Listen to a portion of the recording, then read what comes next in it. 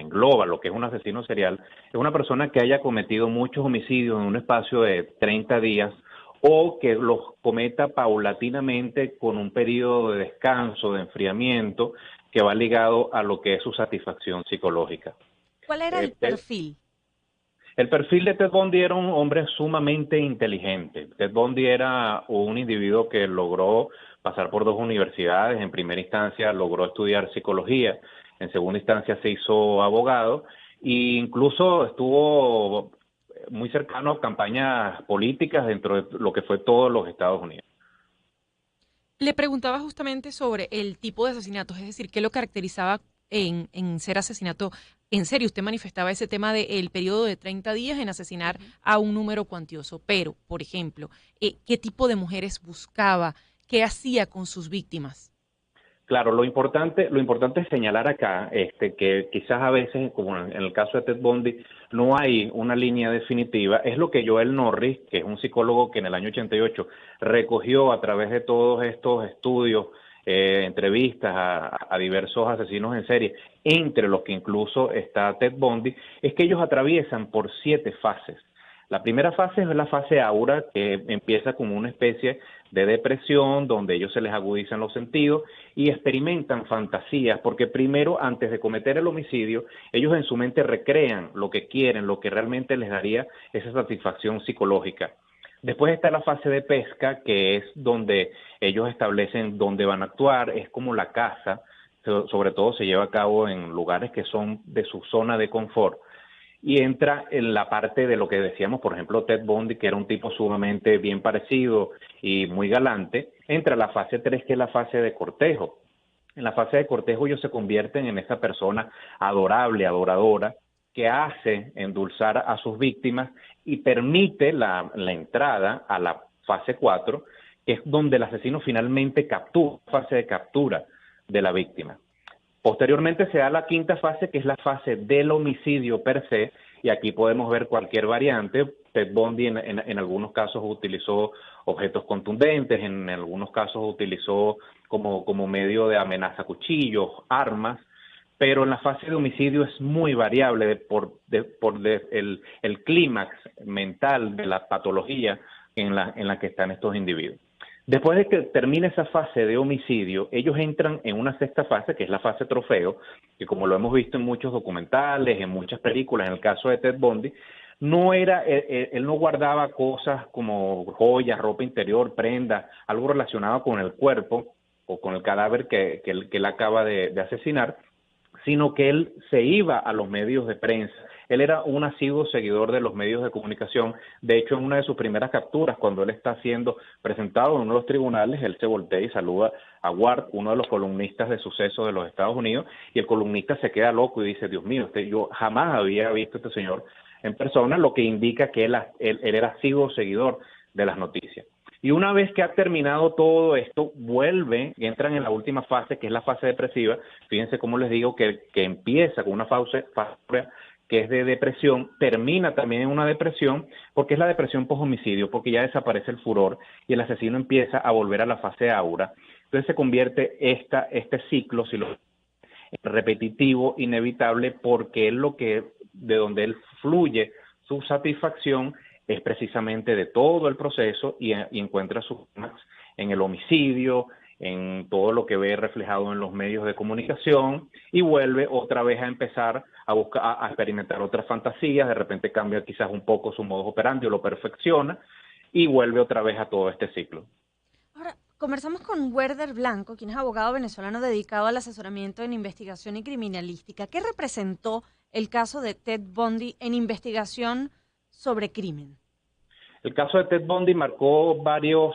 puntos de origen en lo que es la investigación criminal moderna. Lo primero que se desarrolló fue que Estados Unidos se dio cuenta de que no había una red, un mecanismo policial federal que no permitiera que estos individuos se trasladaran y cometieran los crímenes libremente en todo lo que eran los 50 estados de la Unión. Ted Bundy empezó en su pueblo natal, en Utah,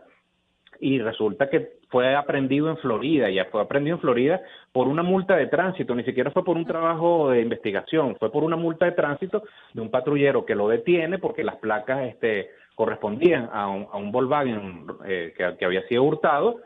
y precisamente cuando él está presentándose en los tribunales bajo otra identidad de apellido Meissner, él dice que mira, no, él no va a decir su verdadera identidad, no va a decir su verdadera identidad, y después es por motus propio, porque ni siquiera todavía tenían o algo que podemos utilizar hoy en día como es el sistema automatizado de huellas dactilares, el sistema AFI, que caza rápidamente algún dibujo dactilar con la ficha de cada dactilar de alguna persona que bien sea está reseñada civil o penalmente. Termina Ted Bundy asumiendo su identidad cuando le permiten una llamada a su exnovia, Elizabeth Kepler, pero si no es así, el trabajo investigativo hubiese sido mucho más arduo. De hecho, Ted Bundy, cuando el detective jefe de la comisión, Ken Saris, en Florida, lo presenta ante tribunales y después una noche le dice, mira, vamos a dar una vuelta, y Ted Bundy pensaba que quizás lo iban a justiciar. Resulta que cuando se abren las puertas de la unidad de patrulla y él ve que lo que hay son 3 odontólogos que le van a tomar una muestra, él se desdibuja, porque Ted Bundy era un tipo tan inteligente que él sabía, él decía, el único elemento fehaciente que dejé en las víctimas, porque algunas las mordía, les arrancaba partes de su fisionomía, de su estrato córneo, de su piel, era precisamente que la huella de mordedura lo iba a incriminar, como de hecho así lo hizo. Y eso no lo vio venir. Eso no lo vio venir, porque la mayoría de estos,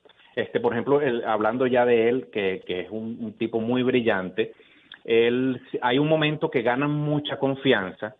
y se sienten que están por encima de los demás. Y de hecho, si usted lo ve desde un punto de vista pragmático, si usted de repente despersonaliza el hecho de que es un criminal, uno dice, sí, era muy brillante, iba por encima de todo el mundo. De hecho, en los primeros juicios él asumió su propia defensa. Al primer detective le dijo, van a conseguir al verdadero asesino, y ese asesino va a confesar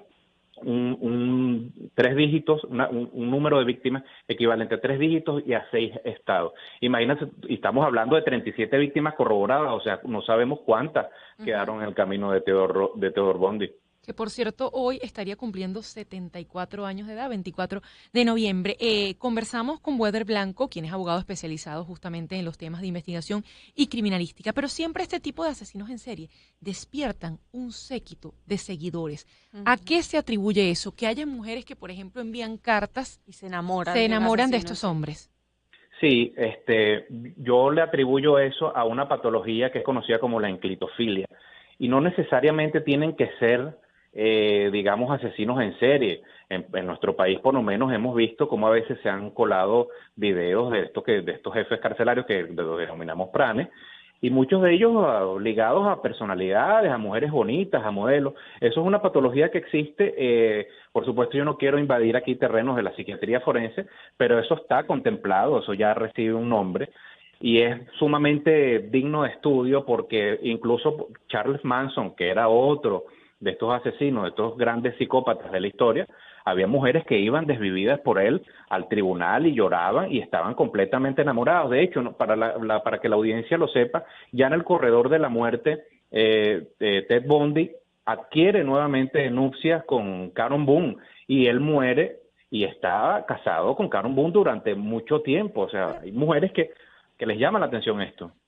Conversamos con Wether Blanco, abogado venezolano dedicado a la investigación criminalística, pero ahora que hablas de patologías mentales o psicópatas, ¿qué tan clara está esa relación entre enfermedades mentales y asesinos en serie? Sí, por ejemplo, en el caso que nos atañe de lo que es Ted Bundy, cuando la doctora Dorothy Lewis, que fue la que lo examina, ella al principio lo cataloga como un maníaco depresivo, lo que vulgarmente nosotros llamamos una personalidad bipolar, que por cierto es una de las pericias más difíciles de determinar por un psiquiatra forense en este ámbito.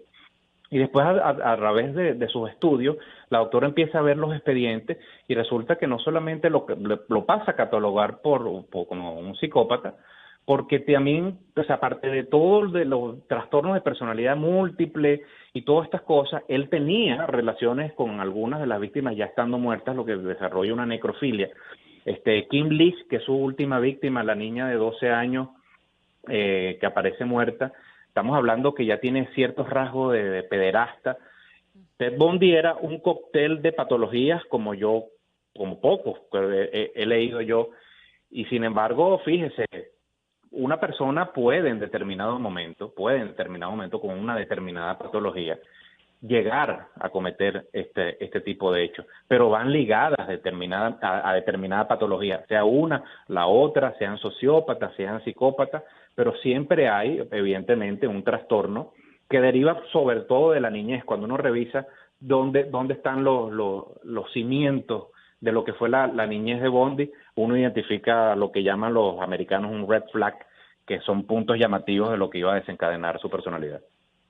Werner, le agradecemos un montón por habernos justamente descrito esa mente criminal el día de hoy, la de Ted Bundy, uno de los asesinos seriales más famosos de los Estados Unidos. Gracias a ustedes, Felipe.